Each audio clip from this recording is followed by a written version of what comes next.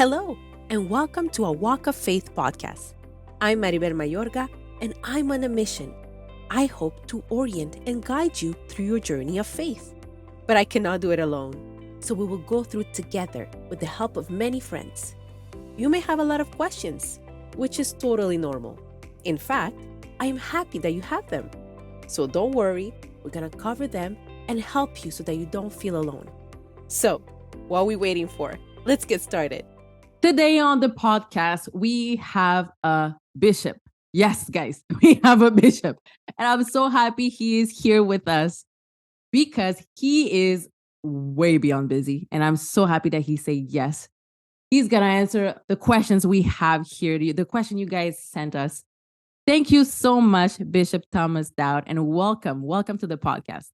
It's my pleasure. Thank you for inviting me. So, Bishop Thomas Dowd, you're the bishop of the Diocese of Sault Ste. And it's so sad for me because you were here in Montreal before. I was. It's true.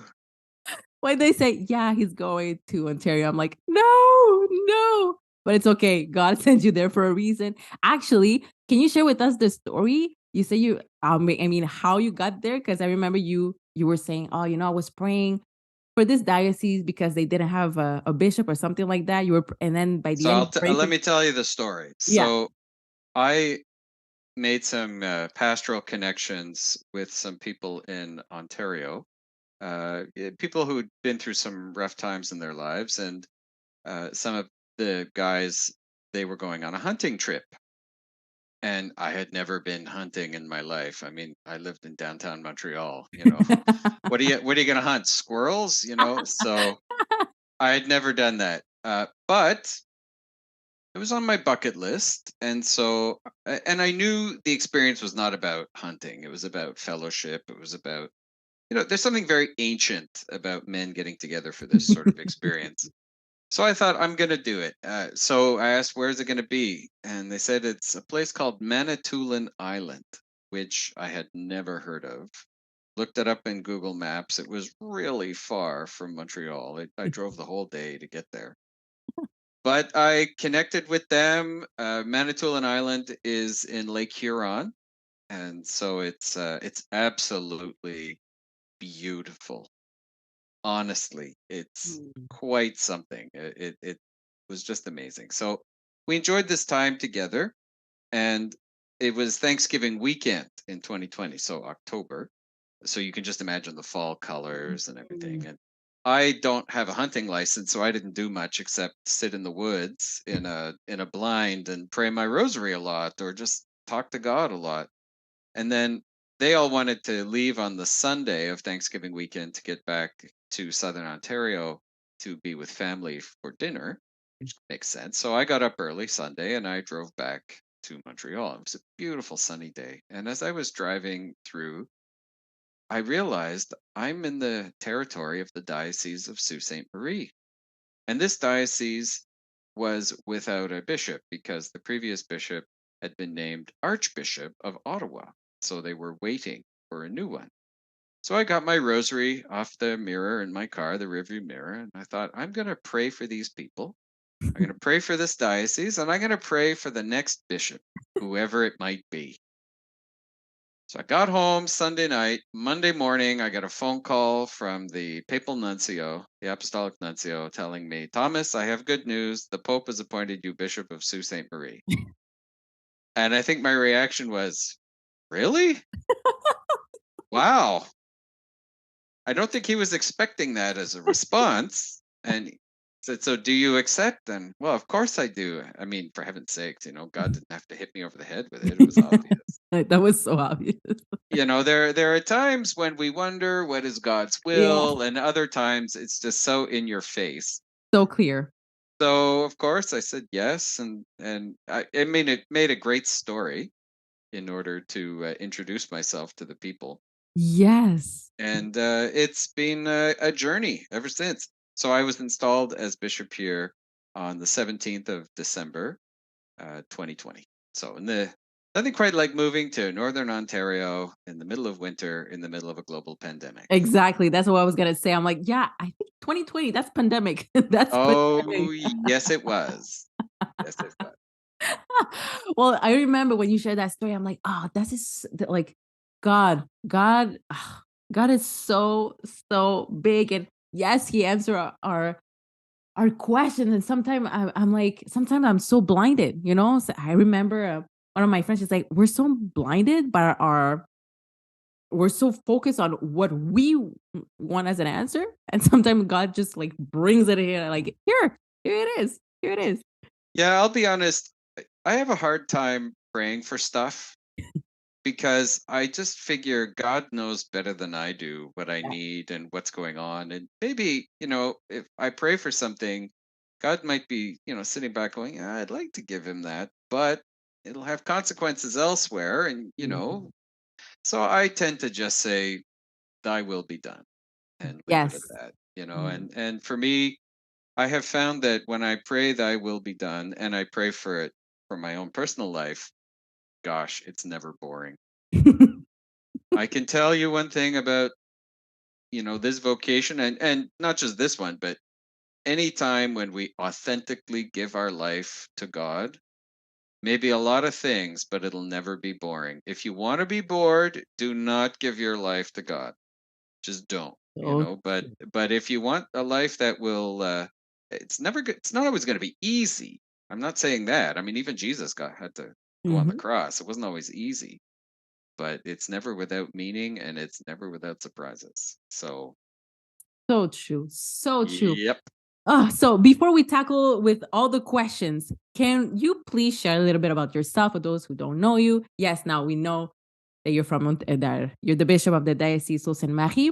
But your journey of faith, who is Bishop Thomas Dowd? Sure. uh, well, I'm originally from Montreal, so I was raised in the West Island, grew up in Pierrefonds, Roxborough area. I went to school at public high school there. um, Pierrefonds Comprehensive High School, Marianopolis College, Concordia University. I was at Concordia. I got my first degree in international business and finance. That was a lot of fun. That was a very formative time.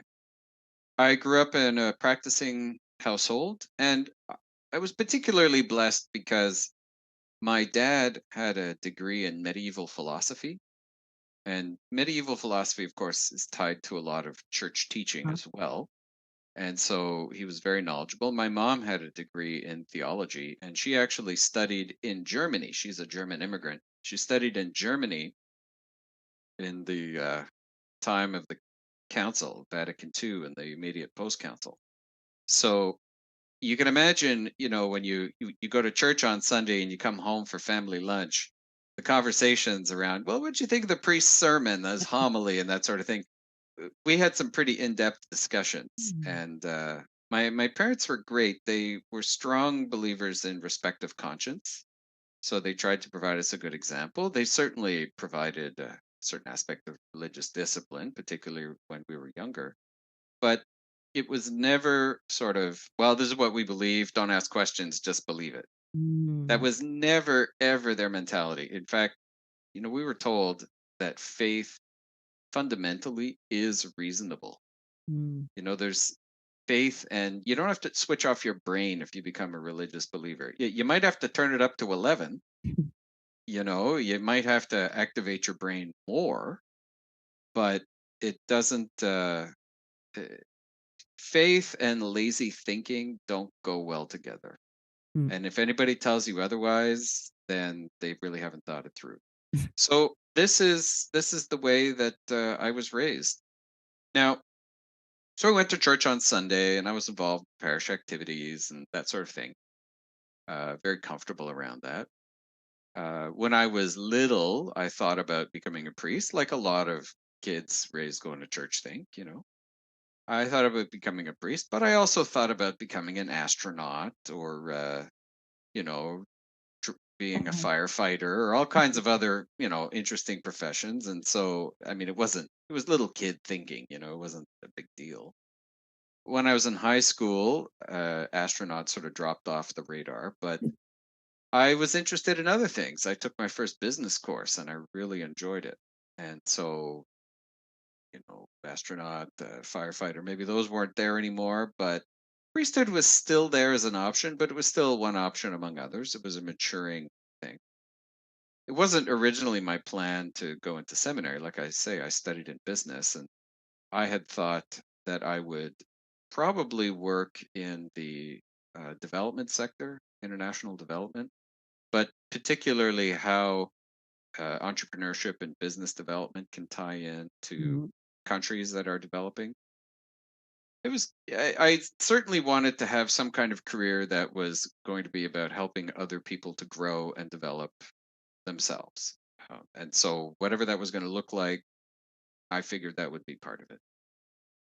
Then I got a job after graduating. I worked for an international software group, actually a big telecom company called Ericsson. So they were actually the inventors, basically, or the commercial inventors of the cell phone. Huh. Back before they were called cell phones. They were called car phones because they were so bulky you had to have it in your car. Or it was a phone with a battery pack and an antenna and everything that was the size of a suitcase. So you would carry around a Yeah. suitcase with a handset on. Uh, the reason it's called a cell phone is for technical reasons, actually related to the nature of the technology. So I worked for them. I was not an engineer, a business guy. So at first they didn't quite know what to do with me, but I learned fast. And again, my dad was a ham radio operator. He was an amateur radio enthusiast, and so I knew something about radio communications just through that. And so working in the cell phone is basically a fancy two-way radio. That's all it is. And so I got to understand the technology, and I moved up in the company, and the company was growing quickly. When I started, I think they had about 200 employees, and when I left 3 years later, they had 800. Oh. So this is just at the beginning of the tech boom, Uh-huh. uh, 92 to 95. This newfangled thing called the World Wide Web got started in those years. You may have heard of it. Yeah, man. Yeah, people think the internet started then. The internet is actually a lot older, but the web is a layer on top of the internet that came along. I saw it emerge as week by week as we were doing our thing, and so I was really able to be on the cutting edge of some Mm, very exciting stuff. mm, It was great. I really enjoyed it. Enjoyed the people I was with, but I realized that my life was not going to be about making cell phones. mm, Going back to that desire to be in some sort of development program, my goal was to work and then eventually apply for an MBA program to further my education, and for that you needed work experience. But then I realized, maybe I need a qualitative change. I need to go in a different path. This is for a few reasons. I mean, one of the great benefits of being in a company that was growing so quickly is I was very quickly made a manager of an international software testing. mm. And so I had sort of arrived for a person with a degree in international business. That's kind of the dream. Yeah. And so I was 24. And, you spend your early years of your career usually maneuvering to try and get the job you want. You have to pay your dues first, Mhm, and take some jobs that are maybe less what you want to do, but it helps you build your experience. mhm, Well, I had it. I had the job. From then on, it was going to be more of this. More money, more travel, more who knows what, prestige, all kinds of things. But effectively, it was going to be more. I was able to look down the road and have my midlife crisis at the age of 24. It was a big benefit, and I realized, yeah, I need a change. mm, Now, at the same time, I had gone through a bit of a spiritual crisis, which started as I left university. Um, I started to question whether or not the Catholic faith really was the way. I mean, I was raised Catholic, and mhm. I believed what I did sincerely, but I believed it because I was Catholic, and that's how I had been raised. all of this, I won't get into the details of how this initiated because some of it is personal to other people, and I wouldn't want to share their story without their permission. But basically, I encountered a situation that was, for lack of a better word, evil. Mm. A person who was suffering at the hands of another in a way that was evil, truly evil. And so it shook me. It shook my confidence in the goodness of God and all kinds of other things. At the same time, in the world, there was this terrible war. You know, we have this war in Ukraine right now. There was this terrible war in Bosnia, Croatia, you know, the former Yugoslavia. And people kept saying, as I saw interviews, you know, why are you fighting? I mean, you lived side by side, your families married into each other. How did this happen? And people were bringing up grievances from generations ago. Well, this happened, you know, 80 years ago, and so we have to get justice. Well, and I was just thinking, justice is great, but sometimes there's a fine line between justice and vengeance, you know, and justice Yeah. and recrimination. And because nobody goes around saying, I want revenge, they say, I want justice. Yeah. And it just got me thinking, we need a world that values forgiveness. And who's talking about that? Mm. Who's talking about that? And so that really opened me up to a vocation. Now, the questioning phase, I started to look into all the various religions of the world. I read the Quran cover to cover. I read the Bhagavad Gita. Of course, I went through the scriptures in detail, the Bible.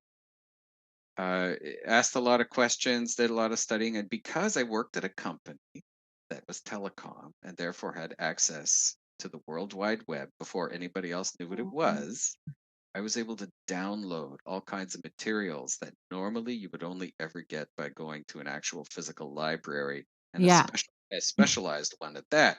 Suddenly it was all available. So I read like crazy. And what I But realized is that, you know, before I believed because I was Catholic. mm-hmm. After this experience, I was Catholic because I believed. Mm. I came full circle, but I was different. Mm. My faith hadn't really changed, but I was different.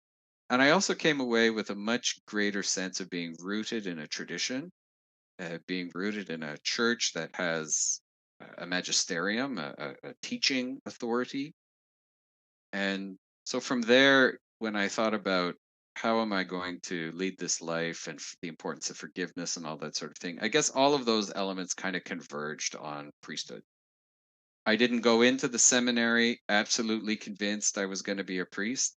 I like to tell people I sort of baby stepped my way into the Oh, seminary. But, you know, I thought, well, I should probably talk to my parish priest about this. okay.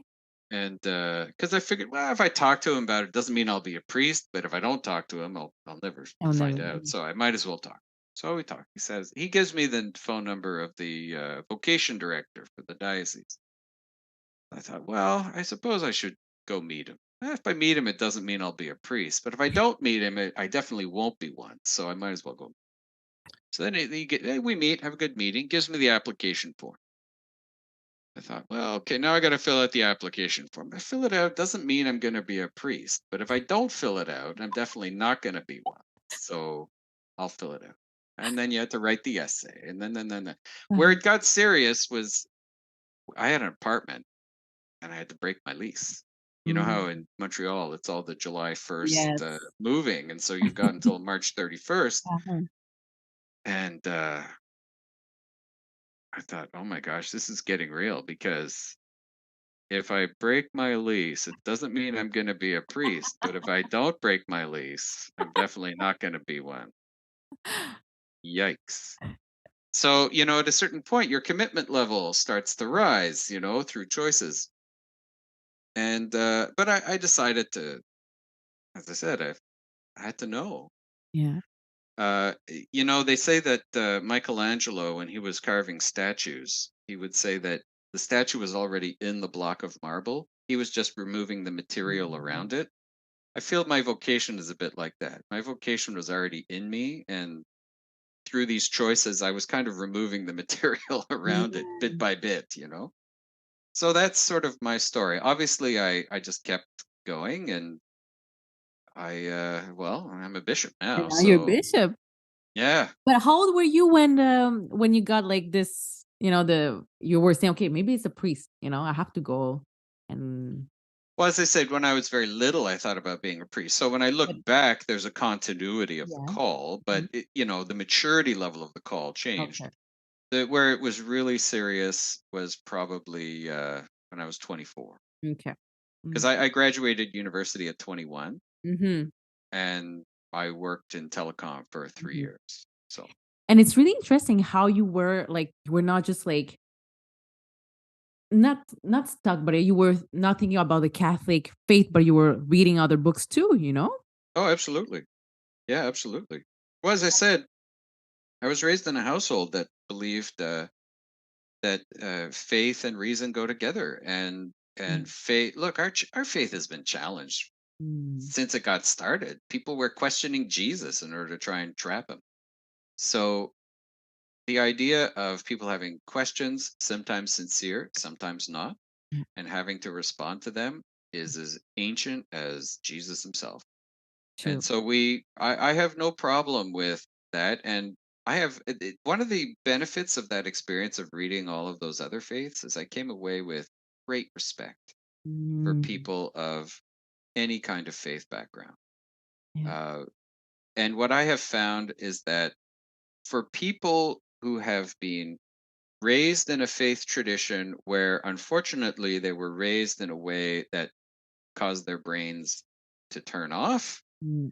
you can't have a dialogue with them. But for those who are sincere believers who really try and understand their own tradition, they love it. They want to talk about it. And when you're able to ask intelligent questions and have a dialogue, they just become so passionate about that. And even though you may have two very different faith traditions, they see you as a friend. Mm. So I'm happy to count many friends from different traditions. Now, they know that I don't agree with every element of their doctrine, Mhm. and they don't necessarily agree with mine. And to be honest, if I honestly thought they were right, then I suppose I would have to stop being Catholic and Mhm. and Mhm. go for them. You have to follow your conscience, and your conscience has to follow what it perceives to be true. Yeah. But but that can't be an excuse for laziness. It actually is very demanding, and Mm. so I'm quite confident through my own experience that the church, the Catholic faith particularly, has uh, the most complete presentation of religion and of faith that you will find anywhere. It's the most eternally consistent. It's the most consistent with human experience.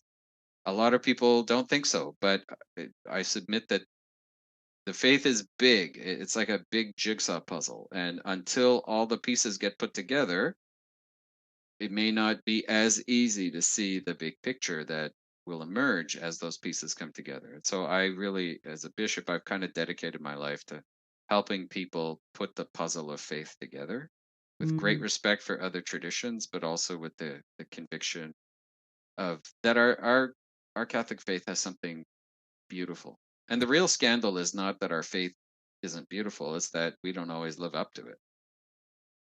But even that's part of our beauty of our faith, because we're a faith that believes in forgiveness and that we're all sinners and that God is on the side of sinners who try their best. And so Yes. thank goodness. Thank goodness. And this is great because we do have some questions that involves what you just said exactly. Believers, non-believer, our faith and all that. So we're gonna jump in, Please. Bishop Dowd. We're gonna jump in. We have tons of questions. Again, I don't know if we're gonna we're gonna try. Here are the questions. Let's go one by one. How did original sin cause death? If there were animals before Adam and Eve that possibly died, like dinosaurs. So, how did original sin cause death? Okay, good question. First of all, the Bible uses two expressions for death. And so one is physical death, which is known as the first death, and the other is spiritual death, which is known as the second death. First and second death are referred to particularly in the book of Revelation. So when we ask what's the connection between original sin and death, Mhm. we have to distinguish between those two. Obviously, sin and spiritual death, people understand pretty intuitively that if you commit major sins and you don't repent, if you don't say you're sorry and make amends, then you're going to carry that effect of sin with you. And so, yeah, the effect of major sin is a kind of spiritual suicide. Mm. And so it has serious effects. It damages the soul. It has serious effects on the soul's ability to receive the grace Mhm. of God. So that's spiritual death. And as I say, I think that's fairly Yeah, intuitive. exactly. Now, the Bible does say that through the sin of our first parents, that death entered the world. And when it uses that expression, it is referring to spiritual death, but there's also a reference to physical death. So how does that work? In a time before we had a lot of understanding of the Earth's history and asteroids and dinosaurs and all that sort of thing, it was basically thought that people and animals arose essentially at the same time. I mean, nobody knew anything about dinosaurs, and so the presumption was that death entered the world very early on after the start of life. Now that we have a much better scientific understanding, obviously life began much before any possible sin might have occurred because human beings are fairly late on the evolutionary chain, right? Mhm. So this is where this kind of question comes from for physical death. It's thanks to our greater knowledge. And again, it's from our Catholic perspective, it's not a problem. Physical death, for what we're talking about here, is not physical death of animals. The physical death of animals can perfectly squares with the idea of God creating the world Mhm. as it is. It's about physical death of people. Adam and Eve, our first parents, were understood to have received a promise to be preserved from physical death, or at least from its eternal consequences. How might that have happened? The Bible presents three ways. Well, first of all, could have been that they would have had a grace to just not die. I mean, Mm. consider that Jesus was able to heal people and able to raise people from the dead, like his buddy Lazarus. Mhm. Maybe that was it. Other options are that there would have been a possibility of physical death, but that God would have assumed people into heaven. The Bible describes Elijah going up to heaven in a chariot, so he didn't suffer physical death, according to that story. There's the possibility of a transfiguration, the idea that before we would have physically passed away, we would have been transfigured, like Jesus was transfigured on the mountain. There's also the possibility of something called the dormition. And Mm. so Mary, Virgin Mary, who had no sin, but she died. Mhm. Except we don't call her death death. We call it the dormition because for her, dying was no more frightening than falling asleep at night. Dormition is related to the French word dormir or Mm. the Italian dormire. It- So you like each of us, we fall asleep at night. We lose consciousness literally every night, and we don't do so in terror, because we're confident we're going to wake up on the other side when the new day starts. It's same thing, if for a woman of her great faith and connection to God, death was no more frightening than falling asleep. So we don't call her death. We call Mhm. it dormition. And then finally, and so she would have passed away in the hope of the resurrection. And finally, there is that possibility resurrection. Uh, is it possible that uh, Adam and Eve's part of their mission would have been to conceive and bring forth the Messiah? Maybe their firstborn was going to be the incarnate Word of God, and therefore they would have been saved from physical death Mhm. through a supernatural intervention, just like Jesus is promising to do for us. So there are all kinds of different approaches that uh, all of them square with the data of natural science. Mhm. There's no problem with putting them side by side. Which one it is, who knows? But Mm. in some ways, it's irrelevant. We're in the world we're in now, and we have a guy who died and rose from the dead, Mhm. and so that changes everything. That shows us the path that we're on now. But the data of Adam and Eve and dinosaurs and all that is very easily squared with our Catholic faith. Mm. And Great question. you don't have to pick one or the other. Okay. Great question. Okay, next one. What do you do with your palm? So I guess it was from Palm Sunday. As you come back home, what do you do with your palm? Okay, it's not just about palms, it's about any blessed object. Hmm. So you've been given a rosary that got blessed by the Pope or by a bishop or by a priest, whoever. You've got holy oils. I mean, there's all kinds of things. How do we dispose of blessed things? Generally, we would dispose of them in fire. So you can keep them. You can keep them for as long as you want. There's no problem.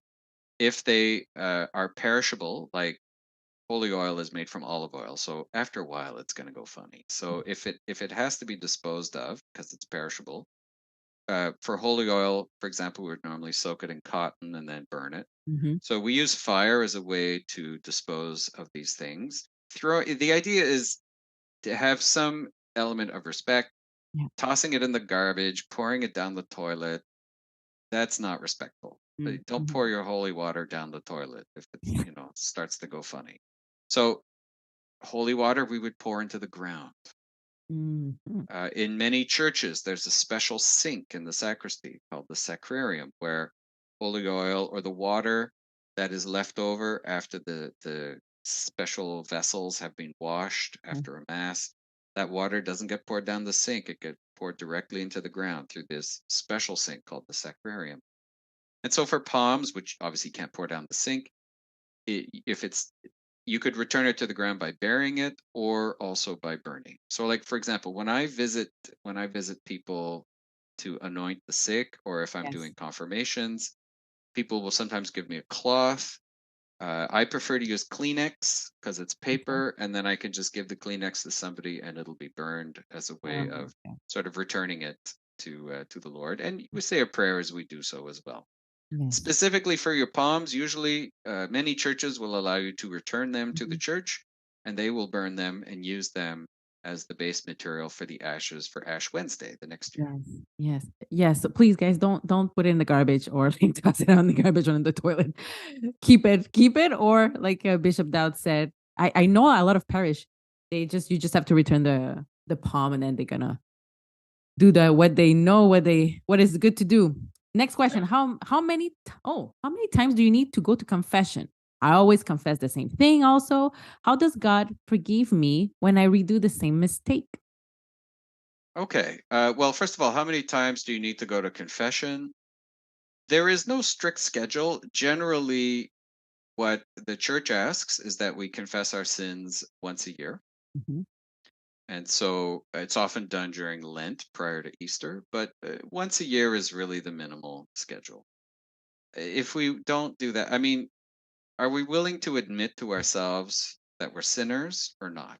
Hmm. And so going to confession is a way of acknowledging in humility that we all need to say we're sorry sometimes. And it probably is going to come up at least once a year. So once a year, I try and go to confession personally once a month. Mhm. When I'm visiting my mom, she lives in another city, so I'll take time to go to a church there to go to confession. Or if I'm visiting friends back in Montreal, I'll go to St. Joseph's Oratory. A great place, confessions regularly available. So Yeah. that's what I like to do if I can once a month. Yeah. I find it really helps my soul. Mm. Now, obviously, you could go more than that if you really feel the need. Sometimes we're in a spiritual battle, a struggle with some kind of temptation, and going back to confession more frequently within this context of that struggle, that may be a worthwhile thing. Although it's important to remember that sometimes people get very wrapped up in going to confession in the sense that it causes them more anxiety than relieves it. And so it's good to, if you want to go more than once a month, let's say once a week or something, that's fine too. But that's where talking it out with an experienced spiritual director might be helpful, just to make sure that we're not going there, motivated from anxiety. We're Yeah. going there motivated really for the love of God. So the question then is that puts context for the second question that you asked, which is, I keep saying the same stuff. How can God still forgive me? And this is actually a really good question that I get a lot, because it shows when we're doing that, everybody has that experience, by the way. Anybody who's a regular user of confession has that experience where maybe you go for the first time in 10 years and you just say a whole lot of stuff and you sort of clean out the spiritual closet. Mm. And then we go back on a more regular basis, and pretty soon we discover that what we're saying are the same things that we said the last time. It can be a little embarrassing, at least for ourselves. And people sometimes wonder, well, does this mean I'm sincere? Like, what, if I'm confessing and I just go back and I do it again, and even though we promise to do our best not to do it again, we wind up doing it again, and so we can start to doubt ourselves. So first thing, relax. This experience is very common, and it's an important sign that a person is transitioning to a new level of maturity in their spiritual journey. Because when we go to confession for the first time in a long time, we're confessing our sin. And Mhm. we're still technically doing that when we go to confession, but we're saying the same things. We're still confessing our sins. But more than that, because we're saying the same things over and over again, we're actually starting to confess our sinfulness, not just our sin. Huh. We have to look at this as a time of self revelation, as a time where we realize, because, different people will have different things that they bring. I have absolutely no interest in gambling. Okay. I don't know why. I went to a casino once in my life when I was younger. I was bored to tears. I was so boring.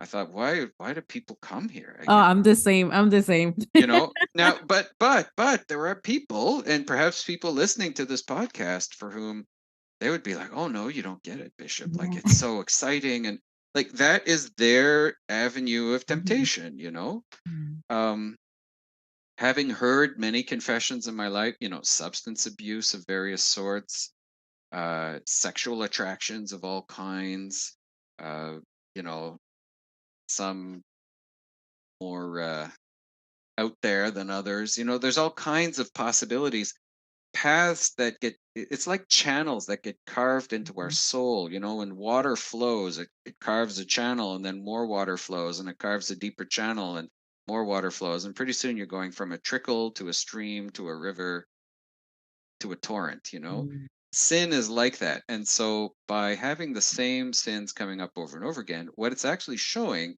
is where are the channels in our soul that temptation has an easier time of getting at. And so we want to explore those, not explore the sins by doing it. We want to explore what is the nature, not just of the sin, but of the channel that it is carved. And so, very often, what we find is that there are sins. I call them dandelion sins. They're sins that pop up like dandelions on your Yes. lawn. And the thing about a dandelion, if you've ever tried to pull a dandelion, is if you can get it when it's small, you can pull the whole thing out. If you Mm. wait till it grows big, then Yeah. the roots go deep, and you have to go down, dig down deep, and pull out the whole root, or else it's just going to pop again in the same place. That little bit you leave is going to grow back. Sin is like that. If it's the kind of sin that has roots, it's just going to keep coming back until we can dig it out by the roots. But you can't just pull on it to pull it out. You've got to loosen the soil around it. You've got to pull slowly and carefully. deliberately. Sin is like that once it sets roots. And so by having the same sin over and over again, it helps us to identify where are the deep dandelions. Mm. And then we give ourselves patience. Every time we go to confession, it's not just about trying to confess and it's done. It's another step in loosening the soil. And it may be that the solution to solving a particular habitual sin is not attacking the sin, it's loosening the soil. So very often we say one of the ways you confront the evil of sin is by growing in a virtue. You progress in the opposite virtue, and it helps you tackle the evil of sin. So Mm. that's just a few points. So anybody who's saying I keep saying the same thing, and does that make me a hypocrite or something? No, it doesn't. It's actually a good sign in some ways because it shows you're reaching another level of spiritual maturity. And I hope your confessor, the one you go to for confession, can help you through that. And often it helps to go to the same confessor. It's tougher because we keep saying the Yeah, same thing and we feel exactly. embarrassed. But if you go to the confessor and you say, look, I have this thing, it keeps coming back. You're going to hear me say the same thing, but I want you to help me figure out how to pull out the dandelion. Even use Yeah. my analogy. You're welcome to do it. Say, I listen to this crazy bishop on a podcast. Go for it. Priests generally are very happy to receive that sort of request and be able to offer Mhm. that assistance. Mhm, mhm. Oh, so beautiful. Thank you again. Wow. Okay, listen, another question. Yep. Can we pray for money? Can we pray for money? As in, we'd like to have more. Exactly. Um, well, one of the prayers in the Our Father is give us this day our daily bread. And so it's not praying for money specifically, it's praying for the things that we need. Yeah. Now, what's interesting about that phrase is it's give us this day our daily bread. And so it's about saying, give me what I need. Even Jesus said, don't worry, your heavenly Father knows all the good things that you need. And so it's okay to seek the things that we need for a sustained life. It's normal. And certainly if we have responsibilities for other people, like parents lose their Mhm. job, how many times have I gotten a request, please pray for me, I lost my job, I have to find another job. They're not praying for money, but they're praying for the opportunity to earn money, Yeah. which is fine. So if you're praying to win the lottery so you can buy a Lexus, you could pray for that, but don't be surprised if the answer is no. They say God answers all prayers, but sometimes the answer is no. Mhm. Jesus, when we read the New Testament, it says clearly that part of the reason why certain prayers are not answered, is because we don't pray rightly because we're praying to satisfy our own desires. Mhm. Well, praying for money, it's about the motivation behind it, and let's not forget that money is often seen as a substitute for status or being successful in the eyes of others and Mm. all that kind of stuff. So, when we're praying for money, what are we really praying Right, about? exactly. What is the Yeah, why behind that? yeah. Let's not forget, we are members of a church that believes in the vow of poverty. So, willingly living a simple life precisely to not get trapped in these things, because there's a saying, the things that you own can end up owning you. I learned this, if I could just share a personal story. So I was never a big fashion icon, but when I was working, my first job actually, before I even started university, Mm. I worked in an ice cream store, Huh. Baskin Robbins, scooping ice Yes. cream. Yes. That was a great job. And one day, the salesman came in, and he had been in Montreal for a big product convention, and he wanted to get rid of his samples before he Mm. flew back to Europe.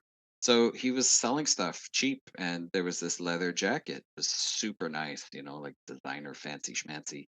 And I'd never owned a fancy coat before, and it was really inexpensive. So I bought it, and people were like, "Wow, that's a nice coat, Tom. Really nice." I started university that fall, and I wore my coat to campus, and Mhm. feeling good. When you look good and you do, you got that sort of swagger. So I go to the library, and I put my backpack down, and I get out my books and my pencil, and I put my coat over the chair. I go off to get some books in the stacks, and there's a sign that says, "Do not leave your valuables unattended." Mm. And I suddenly felt fear that my coat might disappear. And Mm. I had never felt that about anything I owned before. But this, and I realized I was attached to it, Yeah. and it was an attachment in my heart. And right away, I thought, okay, I identified it, and I'm not going to fall into that trap again. I Mm. still own that coat. Really? I bring it with every time I've moved. I pack it and I bring it with me because it's a physical reminder of a lesson I learned when I was 19 years old. Beautiful. Yeah. Beautiful. It's a good reminder. You see, visually, it's a good reminder too. Hey, Wow. got to let it go. It's good to have stuff, but it's not good to be attached. Well said. Can a Catholic be cremated? That's a question I like it pops out. I don't know. Can a Catholic be cremated? The short answer is yes. Um, the tradition is to be buried. Mm-hmm. We want to follow the example of Jesus in all things, and he was buried. Took down his body, laid him in a tomb, and that's the common Jewish custom. And the reason it was burial is because of the hope in the resurrection. Mm-hmm. So very often, cultures and traditions where cremation is the norm, that's what you normally see. You have a dualistic view of the body, so that what really counts is the soul, but the body is, just a temporary resting place for the soul. Mm-hmm. And so it doesn't really matter what you do. Uh, Catholic point of view, that's not it. Our bodies are temples of the Holy Spirit. The human body is worthy of dignity. And so we even treat the deceased body with dignity. When a person comes to church for their funeral, Yeah. we receive the coffin at the door of the church. We put a garment over it, a pall, which Mm-hmm. is a white garment. It's symbolic of baptism. We bless it with holy water. We're honoring the body as place, a temple of the spirit. So the preference is to be buried. However, in the course of history, there have been times when, for example, due to plague or some Mm-hmm. other situation, mass death, where they couldn't bury them.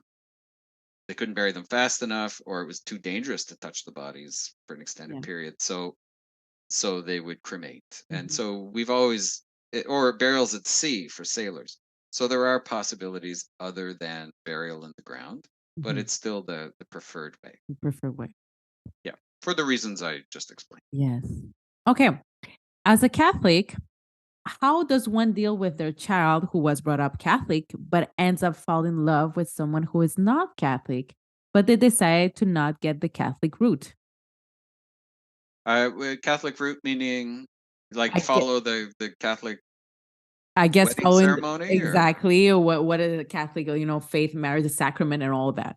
okay. Well, first of all, the Catholic Church doesn't believe that there is such a thing as Catholic marriage. This surprises people sometimes, but we actually believe that marriage as an institution goes back to the first human beings. Mm-hmm.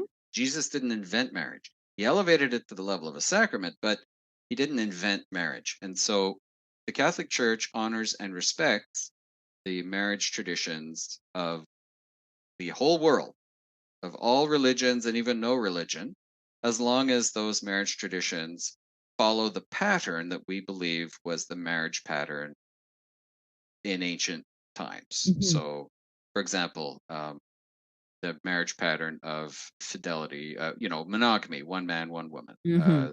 that sort of thing. So there's a natural marriage that we honor and respect. If a Catholic chooses to marry a non Catholic, what we would want to see is that the Catholic isn't making this choice in a way that rejects Yeah. the Catholic faith. So it's a compromise, but a compromise is not the same thing as a rejection. So I have accompanied many couples who were preparing to be married to Protestants, to Orthodox, to Jews. In fact, when I was in Montreal, I think I had the lock on the Catholic Zoroastrian wedding market. The Zoroastrians, and this is an interesting detail. Zoroastrian faith, you can't convert into the faith. You have to be born into it. Ah. And so over time, you can understand that the group has shrunk in numbers across the world considerably. So they're very strong on wanting to preserve their tradition. So a young woman came to me and she said, I want to marry this guy who's Zoroastrian, but he's insisting on it being a Zoroastrian ceremony. What do I do? I said, well, get married in a Zoroastrian ceremony. It's not a problem. What you do is you ask the permission of the church, you ask for what's called the dispensation. And basically, you say, I would like to get married in this other ceremony. Here are the reasons why. Can I do that? And then you get a letter back saying, sure, go ahead. The simple fact of asking is already respectful. It shows that you're not turning your back on your Catholic tradition. And so I had the honor of attending the ceremony. I didn't do it, but I attended. I was an official witness. It was, done in someone's home. The Zoroastrian priests were there. So it is possible. If she had not gotten the permission, I would not have gone because it would have led to confusion. But my presence there meant a lot of people asked this question. And so I got to give the same explanation I'm giving now. And so her wedding served as an occasion to clarify an issue for a lot of people. So the issue really is about, is this a way to reject the faith, or is this a way to simply actually seek the blessing of the faith, even if you're getting married in a ceremony other than a Catholic ceremony? The second question, the other question that comes out right now, I think it's related a little bit. It says the new normal is not to get the new normal, is not to get married and live together first, to make sure it works out before they commit to each other. How is this seen from a Catholic point of view? So, in other words, cohabitating as man and wife without being man and wife, Yes. as a kind of trial process, or Mhm. maybe not even.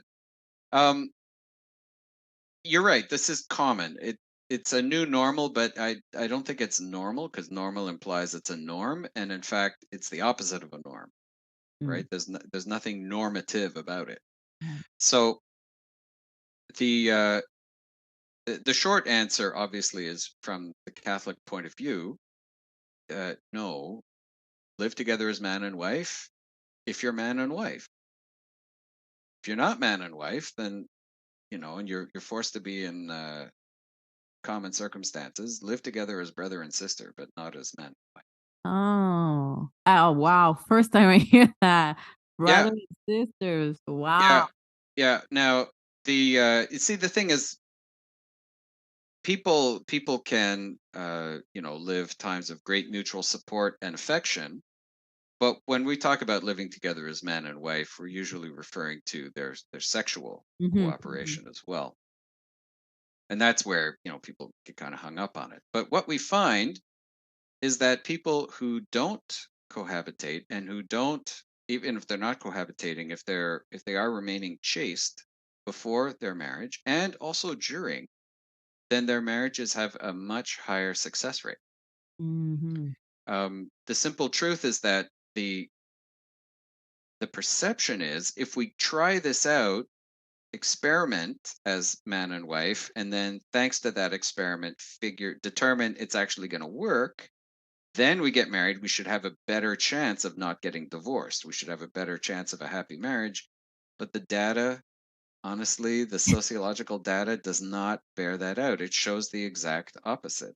And that's, the question then is, does a marriage ceremony matter? And I believe it does, and I've seen it make a difference. I've journeyed with couples who lived together for years, and then, I called it my annual conversation. I would say, okay, we're going to talk about this once a year, and I tell them, listen, I do weddings. I don't charge money. So if you want to get married, you don't need a big Yeah. frou-frou of 500 Yeah. people. The number of people you need for a valid Catholic wedding is 5. The minister, the couple, and their witnesses. Yes. That's it. So you can add more if you want. You can go up to 10, you can go up to 1,000. Who cares? The point is you can have it as simple as you want, and it's still a valid Catholic wedding. Yeah. And so I've done I think the smallest wedding I ever did was, let's see, me, the couple, their witnesses, or parents, 7. Like, we So, don't need that big wedding. It's not necessary. I mean, if you want to, go ahead. But it's not. or get together with all your friends. That's fine, but honestly, you don't need to spend the money Bad. on the dress and on the all that stuff. Unfortunately, marriage gets tied to status, becomes a status symbol. And that is not from the church. That is from the world. That is from broader society. So if you are anybody listening to this, you're thinking, oh, married, I don't know, we can't afford it. Of course you can afford it. Yes. Yes. Yes. Marriage doesn't have to cost more than $100. Not even. Not even. Not even. Sacraments, I mean, we ask for a contribution, but technically they're free, so don't give me that. It's not true. It's not true that you're getting brainwashed by a society that has been publishing Modern Bride magazine and people read it, or those similar magazines, and they think that's what it's got to be. No, that's nonsense. And it's a beautiful journey. Keep it simple. Follow the journey. Honestly, but for those cohabitating, I hate to tell you this, but according to all the data, you're sabotaging your future happiness. I wish it wasn't so. I wish I could tell you something different. And there are other factors too that sabotage future happiness. Another one, which wasn't asked in the question, but is actually the use of artificial instead of natural means of contraception. If it's not the right time to get pregnant, there are ways of avoiding pregnancy. Some are artificial. They rely on technology like pills or plastic, latex, all kinds of things. Some are natural that respect the cycles of the woman's body. Turns out that people who use the natural forms it requires dialogue with the couple, and so it actually creates a circumstance whereby their sexual relationship solidifies their overall relationship. Faith commitment too, practice of a faith, praying together. The people who have some degree of common religious practice and who practice natural forms of family planning, their divorce rate is so small as to be almost negligible. Nobody talks about this, but the divorce is such a tragedy. Like little girls will dream of the day they get married. Nobody in their right mind dreams of the day when they're going to get divorced. They think, well, if I'm lucky, I'll get married, and if I'm really lucky, we'll get divorced after. Like nobody thinks that way, and yet we're being sold a bill of goods, all based on a principle of autonomy that isn't respectful of reality. Anyway, I'll stop there. But it's what we're talking about. I heard that the question was, what does the church think of this? I don't want to come across as the mean bishop who is like telling people what to do or not do. I'm telling you, there is a path to happiness. And if you want to have a greatest chance of success and happiness, there is a wisdom here that is worth listening to.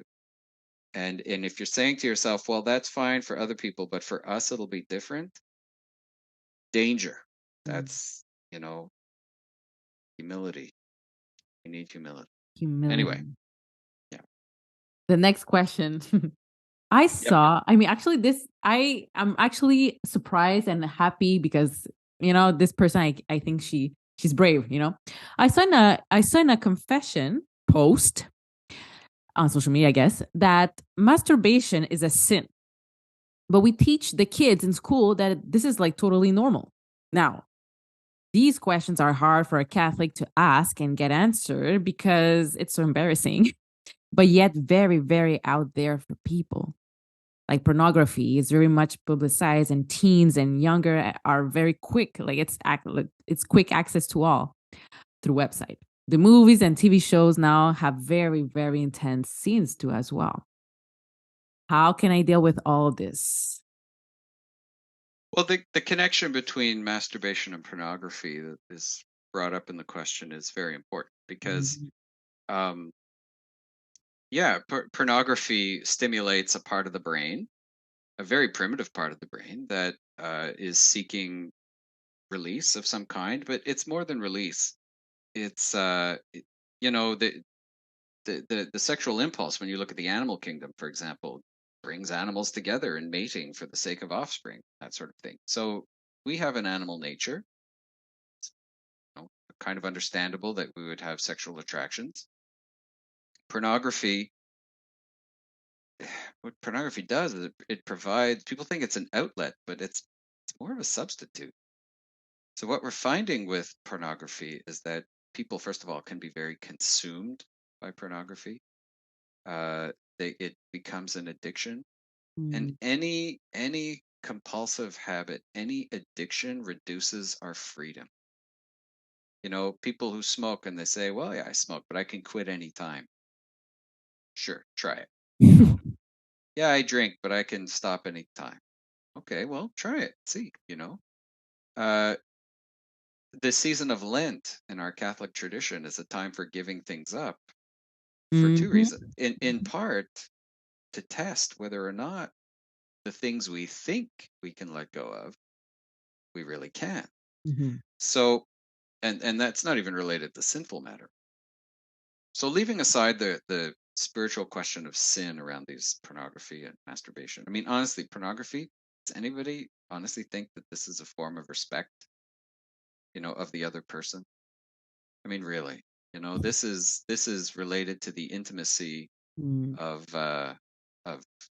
couples, and it's suddenly on display for the world. No, there's something there. And what we find as well is that people who start to go down the pornography rabbit hole, they wind up unable Mm. to, or increasingly having difficulty having normal sexual relations, and even just simple human relations with other people. They have difficulty not sexualizing this thing, and so it's gradually corrosive to the human spirit.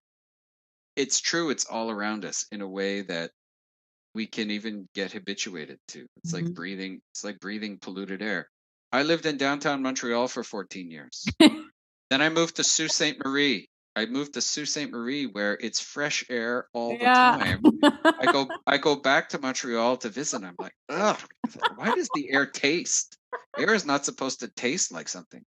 So there's a detox. Mm. We're in a culture that is very polluted in this way, and there's a kind of spiritual detox that we need, and it's not easy.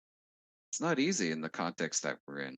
Mm. Mm. Um, Now, with regards specifically to masturbation and, well, pornography as well, ultimately it's about, we're seeking, if it's merely being used as a coping mechanism. Mhm. Are there no other coping mechanisms we can use? But as well, at a certain point, it's really hard to disassociate the fantasy element from the physical element. And Mhm. so, in a sense, we're having sex in our minds, even if not with someone else. And again, what we think becomes, thoughts become ideas. Ideas stimulate emotions. Emotions motivate behaviors. Behaviors become habits. Habits become character. Character evolves into a personality. All of those things. And so I realized that in schools, we're telling young people this is normal Mhm. because we're trying to destigmatize. But at the same time, like we want to be able to tell kids, look, you can talk to us about anything. The Yeah. bottom line is kids are not going to talk about these things with adults, no matter Mhm. how much we try and normalize it. I wonder to what extent we normalize this and other things, not really for the kids, but to make ourselves feel better, to convince ourselves of something. Anyway, I'll stop there, but I believe in the wisdom of the church on this. Having heard confessions, I know that it's a struggle, pornography, masturbation, all those things. But there are a lot of people in the secular world who are figuring this out. There's a Reddit group called NOFAP, NoFap. And that's a slang term. It's somewhat coarse to describe masturbation, but it's people who have realized, like, I don't have control of myself anymore. So they actually come together anonymously to encourage each other to maintain at least a more chaste lifestyle in that respect. Yeah, exactly. Exactly.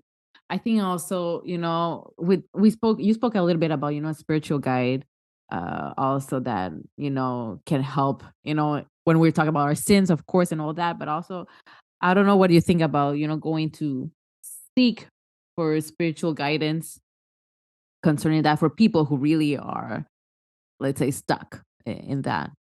Yeah, and there are and again, it's not just masturbation. Yeah. There are people who have more severe forms, people who regularly frequent prostitutes, for example, who are paying for sex and they can't stop. It's almost like a gambling addiction type thing. It involves money at the same time, you know.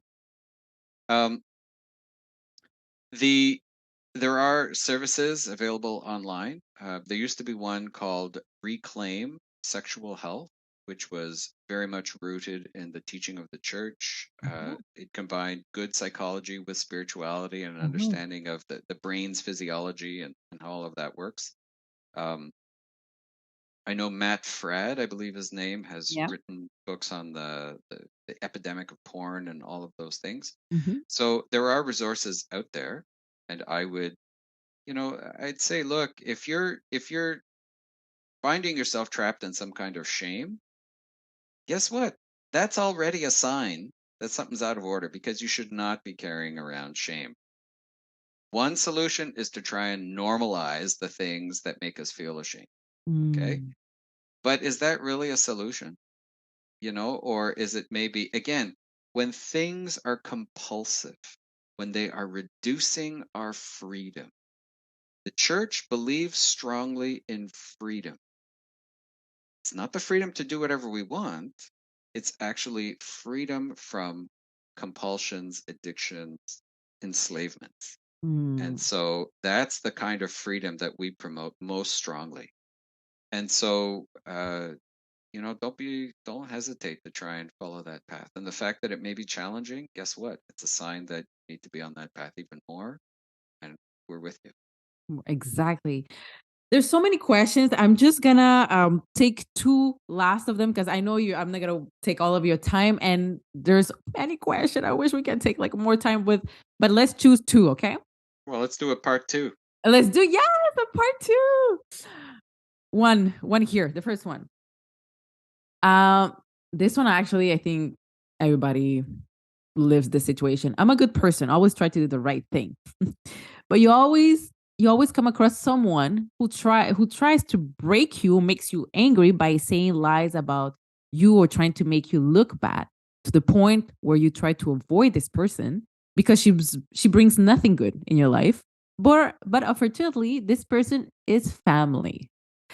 How do you deal with someone who is so negative and wants to bring you down or brings up past mistakes that you have done but made peace with and ask for forgiveness, but this person is so going angry at the world?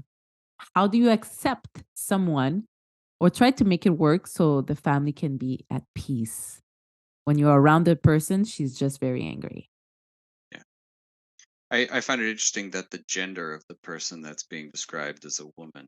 She she did this, she did that. Yeah. Uh, okay, we have to break this down a bit. First of all, there's how we deal with it in our own hearts and ourselves, and how do we deal with the other person. Uh-huh. First of all, there are people out there who have a malevolent personality type. People who are narcissistic, people who are antisocial, otherwise known as psychopaths. They say at any point, 3% of the population is psychopath. Really? Yeah. So about one in every 33 people you meet could be clinically diagnosed as a psychopath. Now, most psychopaths, they're not criminals. Uh-huh. They're not violent. Psychopathy means they lack empathy. And there may be certain professions where a lack of empathy could help. A classic example that's given is surgeons. Somebody who has to literally cut into somebody else's body and cause damage. If they were overly empathic, they would never be able to do their job. So people who have that cold, calculating, clinical mindset, very often, they may they may have elements of that personality. But when you combine psychopathy with narcissistic personality disorders and other things, and it just creates a toxic cocktail.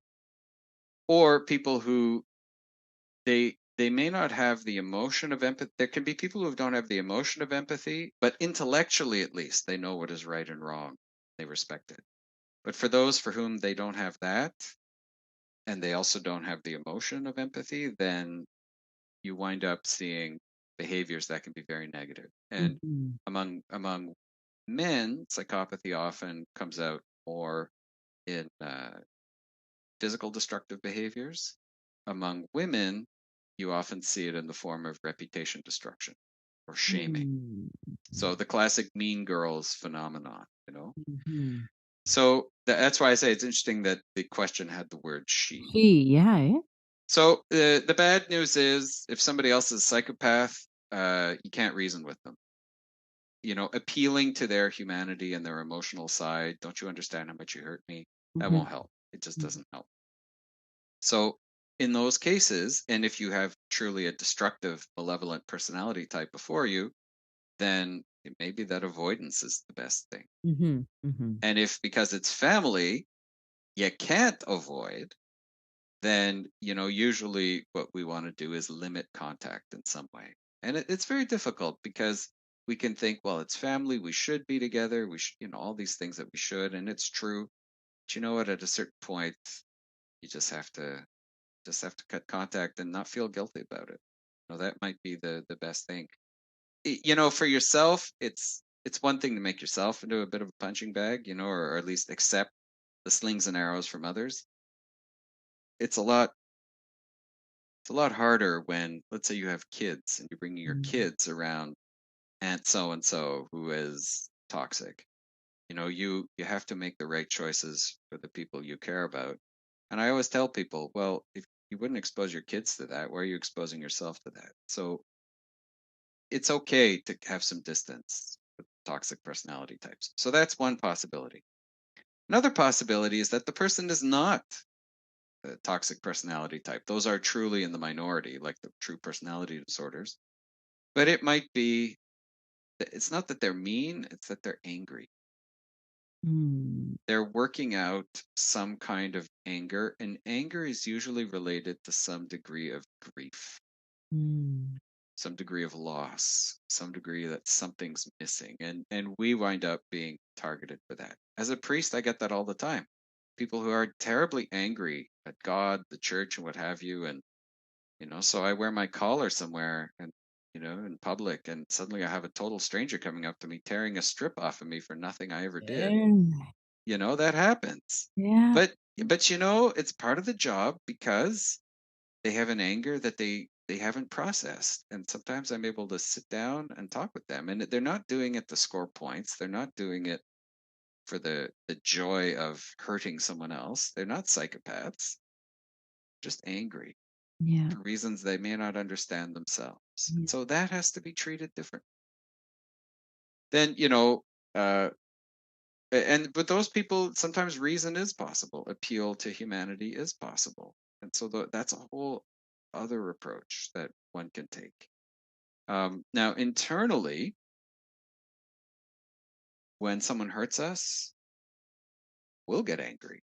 That's a spontaneous common reaction, or we'll feel ashamed. There's a grief that we feel when someone else hurts us. And we can, as a reaction, become very hard. We can even become vengeful. But, really what we should be doing is choosing to forgive. And the best example of that is Jesus on the cross. Mm. What did he say for all those who put him there and who jeered at him, made fun of him? Like they stripped away every element of dignity he could have possibly had. And he said, Father, forgive them, for they Okay. know not what they do. So if we can arrive at that point, Mm. look, life is going to have hard times. There are times that there's going to be people who want to put us on a cross and they may actually get us there. That sucks. But their issues are theirs. Mhm.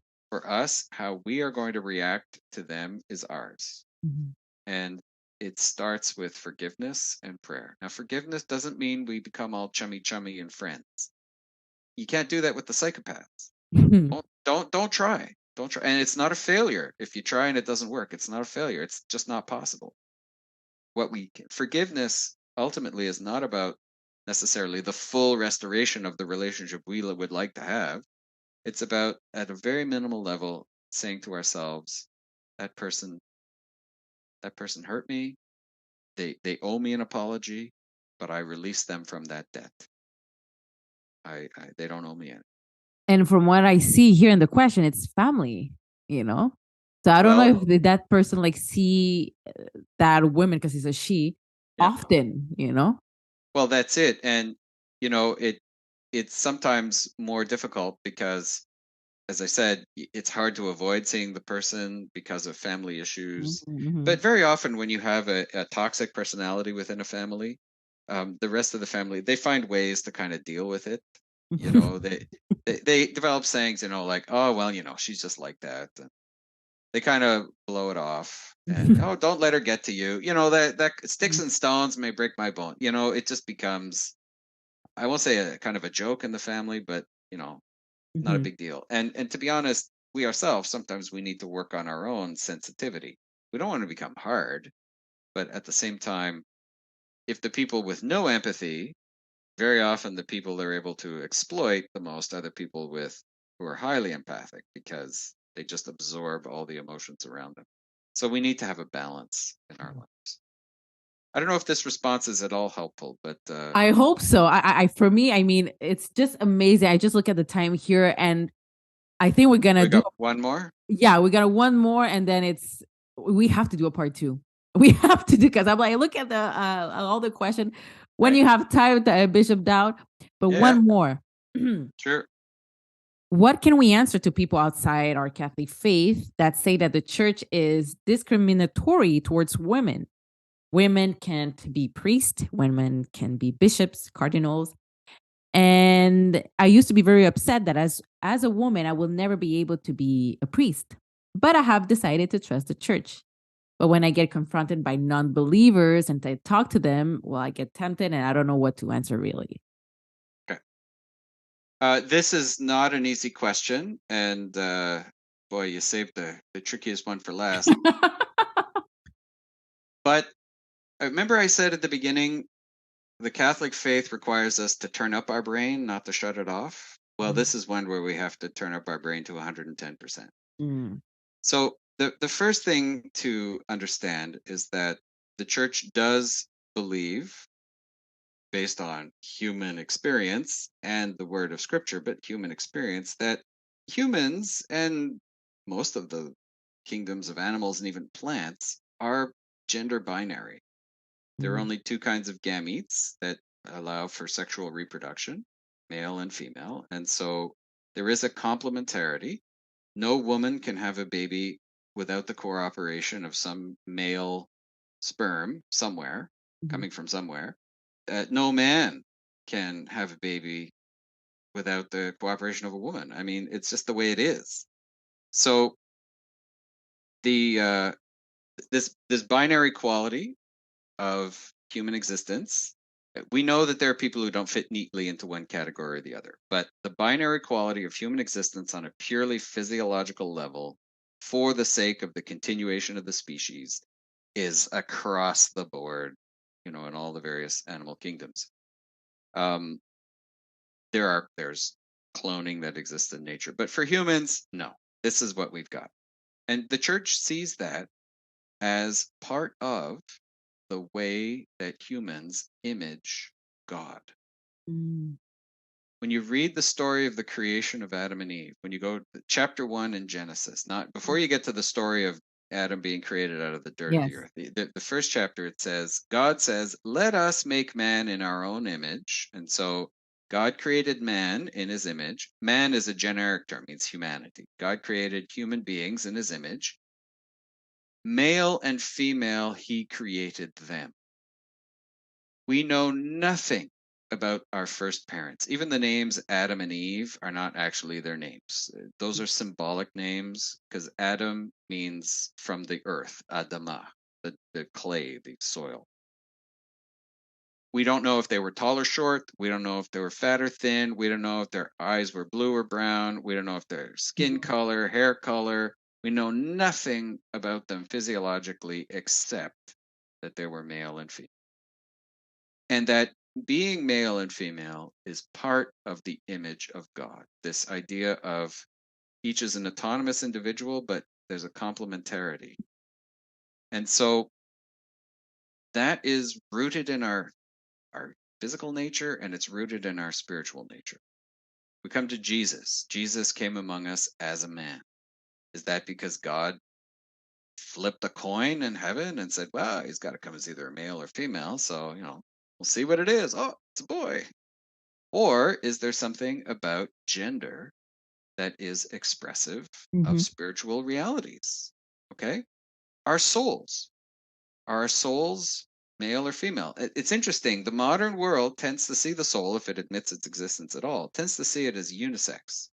Gender is limited to the body alone. And this unisex mentality, it's actually, if it's only one gender, then it's all possible genders because it's kind of a blank slate.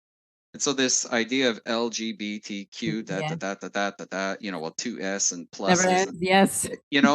but behind that is a philosophy that assumes the soul, if it exists at all, is not tied to the body. The gender of the body and the soul self-expression are two different things. While from a Catholic point of view, and in tune with another school of philosophy, we believe that the soul can have gender, in fact, does. And the proof of this is quite honestly when we consider people who have died and we consider them in heaven, are they still male or female? Do we think of our grandmother who passed away as our grandmom, or do we think of her as our generic grandparent who is now sexless because she's a separated soul? Like just spontaneously, you realize there's a spontaneous belief that gender her soul is not tall or short. Her soul is not fat or thin. Her soul does not have blue eyes or brown eyes, but her soul is still expressive of a gender identity. And so gender is really at the root of a great many things in the church. Now, the idea that we discriminate against women, first of all, discrimination means the ability to distinguish. So there can be forms of discrimination that aren't unjust. We don't let 10-year-olds drive cars. That's not unjust. It's related to the nature of who they are. With the Protestant Reformation came an idea that priesthood is a job. It's a profession. That there isn't a pattern of ordination tied to human nature, that because we believe that when someone is ordained, their soul actually changes.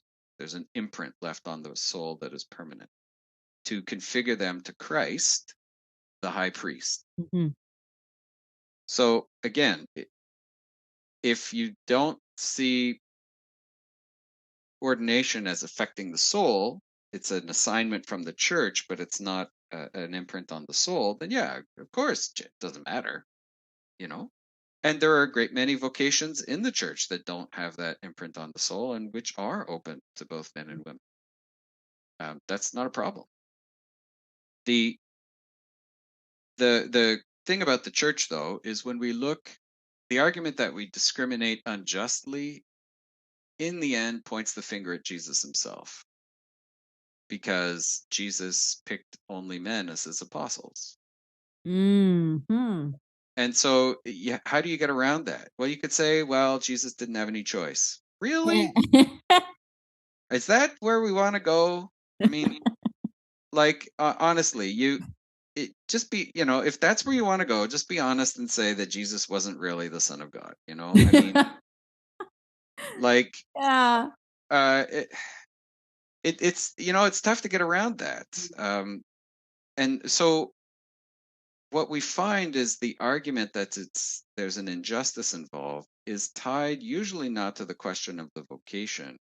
It's much more of a postmodern argument where profession is seen as an expression of power. There's no question there is spiritual power. No question there's spiritual power associated with those vocations. But there's spiritual power in other vocations. In the early church, for example, in the time of the early church, women had to get married. Mhm. They just had to. A widow, an unmarried woman, was going to be destitute. Mhm. An unmarried Yep. girl, could be kept in her father's home, but at a certain point, her Mhm. parents would arrange for her to get married. I mean, she was getting married. Mhm. Yeah. And so what does that do to free will? Remember I said we don't believe in enslavement? We're promoting freedom. So in the early church, we read this in letters in the Bible, the New Testament. The church created an institution called the Order of Virgins, and later also the Order of Widows. Virgin means an unmarried young woman, and a widow, obviously an older woman who was married. And because in the culture of the time, a woman, the idea of the autonomous individual didn't really exist. You had to be part of a family. And if you weren't part of a family, you could join an order of some kind. So for men, they could join the military, their unit. For the women, the church created these orders so that the church itself became the protector, the place of the living out of their autonomy and their mission if they chose not to get married. So, in other words, for the first time in history, we have the possibility given to women to say no. Hmm. That comes from Christianity. The Uh-huh. idea that women, like it's not that women weren't able to say no before. They wanted to, but they weren't able to. It was just unthinkable. It was outside of people's categories. It's within the church that we see marriage emerging as a choice of the couple, not of the families. Mhm. It's in the church that we see women being told you can say no, which 2,000 years later leads to laws outlawing things like rape, Mhm. and abuse and all that sort of thing, because we recognize there's a respect for the autonomy of the individual. So I have a hard time saying that because we have gendered roles in the church, it's necessarily unjust discrimination. When throughout our history, who were the first educated women in Western society? Honestly, they were women who, Yeah. who were. The closer you were to the church, the more likely you were to be educated, the more likely you were to be powerful, Mhm. uh, unless you were in a royal family. But if you didn't have the benefit of birth, Yeah. the closer you were to faith, the closer you were to all of those possibilities. So I just don't buy it. Now, this is a long explanation for a complex subject. And I do think that we have tied the exercise of power in our church too closely to the ministry, particularly of priests and bishops. Mhm. Um, I think it's possible for that to be broadened without replacing, without neglecting the role of priests and bishops as sort of a council of last resort. But I do think there's this whole movement of synodality is something which I support because it's recognition that the Holy Spirit is given to all men and women in the church. So we have to dialogue and listen to each other and discern together our path as a church. But yeah, I just so there's work to be done, definitely, and different cultures have different ideas of the gender roles of men and women, and it's a big church. We've been around 2,000 years. It's possible for things to evolve. But I just don't buy the idea that gender distinction is gender discrimination. I just don't buy it at all. I think that idea is actually pretty toxic for our culture. Hmm. Something really interesting that I saw a video. I think it was Pope Francis who said what Spanish, right? His first language is Spanish. He Muy said, bien. so he said the church, la iglesia, La iglesia. is women. Church is women. La iglesia es mujer. It's women. And then I'm Yeah. like, hey, let me hear that. And he's like, sí, dice, la iglesia es femenino. La iglesia. We cannot Yes. say, so the church. Well, in English is a little bit tough then to, Well, to say. but you're But in right. And Spanish, it's French. It's like la iglesia es femenino. Of course, he was going on with theological terms and all that. Move forward, but it makes sense what he said. well, let me just comment on that. If you read the Old Testament, the people of Israel are described by God, in the words of the prophets, are described as God's bride, Mm, God's wife. The people as a whole are the wife. He is the husband. So when Jesus comes, he describes himself as the bridegroom, and the church is the bride. mhm, That he calls himself the bridegroom, and the idea of the church, the new Israel, as the bride comes out very strongly in the letters of St. Paul. It comes out strongly in the book of Revelation, which calls the final appearing of Jesus in glory as the wedding feast. mhm, So these images are all there. And so, yeah, God didn't just flip a coin. The masculinity of Jesus is intentional. What's interesting is biologically, remember I said in the church it's we don't turn away from science. There's a biological principle called nature favors females. mhm. You can actually see this in the film Jurassic Park, of all things, Okay. where one of the scientists in the movie says, inherently, we all start out as female from the moment of our conception. Mhm, And then there is a hormonal trigger that causes the developing person to resolve into a male. But if that trigger doesn't happen, it's usually activated by the X chromosome, but it could be environmental. mhm. If it doesn't happen for whatever reason, then even if you have an X and a Y chromosome, you'll emerge as female. If Okay. it happens in a way that's, partial or somewhat confused, then you could wind up with an intersex situation. But the simple truth is, yeah, humanity all started out as female. So there is a feminine dimension to our Mhm. collective humanity. Yeah. Even the most masculine of guys have that. And so yeah, the church, the people of Israel are described as the female counterpart to God Hmm. himself as the spouse. And that's why bishops wear wedding rings. Well, we wear bishops' rings, Exactly. but this is our wedding ring, which symbolizes our union with the Mm. church that we're called to govern and lead, but it's not a political thing. It's governance, it's leadership, but we have to love the church, just Mhm. like Christ loved the church Exactly. as his bride.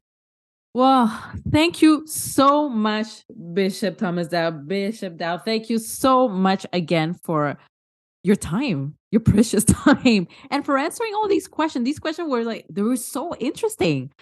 And again, like I said before, I think we have to do a part two because we still have lots of questions on. And I know these questions, they're coming from young adults and adults that they're shy to ask. But I'm like, bring those questions because I know a bishop that he's an open book here and he's willing to answer those questions. So thank you so much again for your time.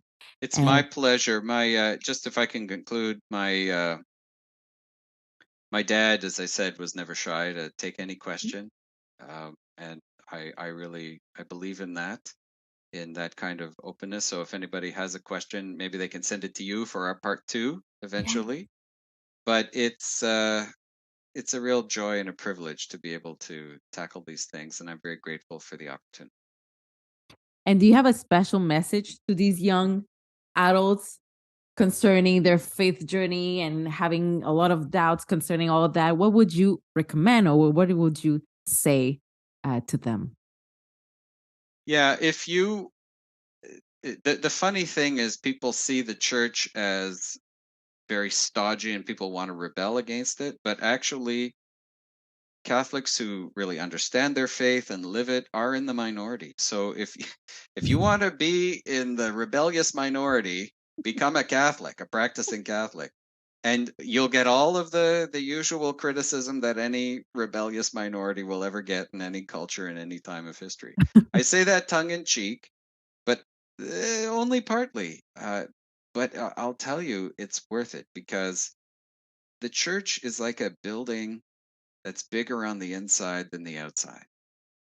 From the outside, it can look small and kind of drab, and then you go inside and you realize, oh my gosh, it's big, it's light, it's there's something majestic about it. So don't be discouraged. And as I said, the church will not ask you, if you enter, will not ask you to check your brain at the door. You'll actually be challenged to go deeper, to go further. If somebody tries to dissuade you from that, then you know they're the ones who are not being a good Catholic. That's for sure. We have to continue on this journey together.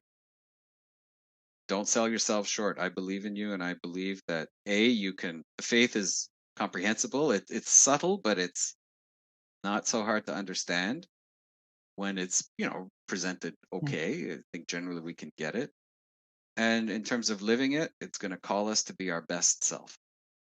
So if you want to be your best self, at the very least, just explore what Jesus has to offer. Explore. Thank you so much. Thank you again so much. And God bless you, Bishop Dowd. God bless you. My pleasure.